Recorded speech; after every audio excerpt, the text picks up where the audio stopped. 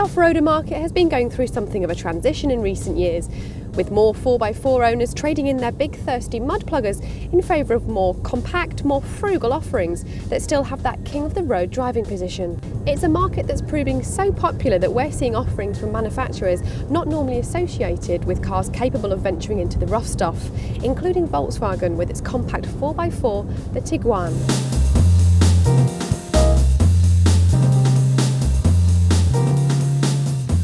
The Tiguan shares the same headlight style as the Passat, giving the SUV a handsomely rugged look. It's the same at the rear, where the Tiguan has more than a passing resemblance to its Touareg big brother.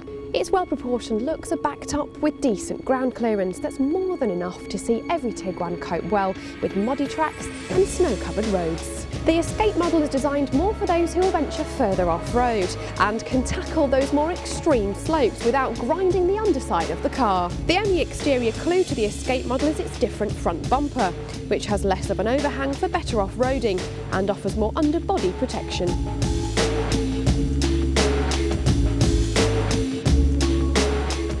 No surprises that inside the Tiguan it has more than a passing likeness to a Golf, which is no bad thing. The Tiguan's cabin is stylish and spacious, both for the driver and for the passengers. While some may prefer the razzmatazz of the Range Rover Evoque's interior, the Tiguan's is easy to get comfortable in and to use instinctively. Little touches like these sliding rear bench seats and the rear seat backs that can be adjusted for angle only add to this VW's appeal. The Escape model even has pull-out drawers under the front seats. The boot of the Tiguan is one of the largest in its class, and the rear seats fold to make a flat-load floor. While some of the cabin's plastics are not as tough as you might expect, the Tiguan is a great load carrier.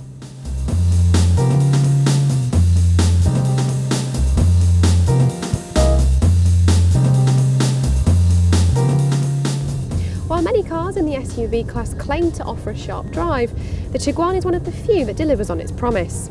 With precise steering and little body roll, it's fun to drive on twisty roads, although you do pay for this with a firm ride on badly repaired roads. There are 2- and 4-wheel drive versions of the Tiguan available, and all cope well.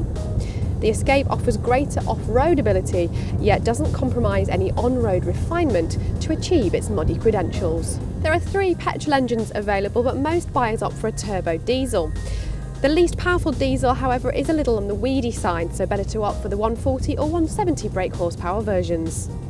Choose the 7-speed DSG automatic gearbox over the 6-speed manual with the 140 brake horsepower engine, and the Tiguan is capable of towing up to 2.5 tonnes. That's enough to make short work of most horse boxes. The diesel engines also reward with lower carbon dioxide emissions, so it's easy to see why they make up the vast majority of Tiguan sales.